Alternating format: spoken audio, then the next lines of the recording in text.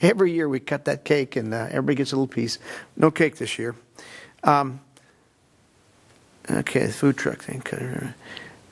Air Pollution Control Board, because of the weather and stuff, that was canceled. The air was bad. Yeah. Well, they kept sending us memos. Here's what we're doing now. Here's where we're testing it now. We can't get into here now. And one of the best, it's like Todd McNamee over here, one of the best directors of an agency is retiring at the end of the year, Mike Villegas from Air Pollution Control Board. Hate to see him go. But he and I would go up to Santa Barbara, for those representing the county, for the tri-counties. I think that's it. Church. Yep, that's it. I attended a policy committee meeting with Mr. Tremblay. 2 ribbon cuttings I did attend. I could find them. The Economic Outlook Conference. 2 Eagle Awards. And, 2 ceremonies for 4 boys. And the city's final Vietnam War veterans, the final program to honor veterans of the Vietnam War, and also the dedication of the Vietnam Memorial. And staff did a great job of putting that together. Speaking of I also attended Adolfo Camarillo's birthday party.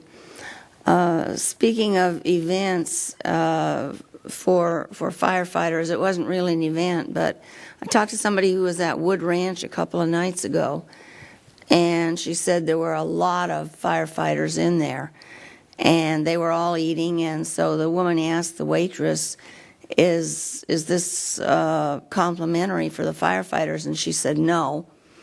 But she said a lot of our patrons are paying for it. She said, in fact, this one man over here just paid $500 for a lot of meals for firefighters, and this man over here paid almost an equal amount. So I want to recognize all of the people in the community who are going out of their way to help the first responders, and also to help people who needed help, people wherever they were.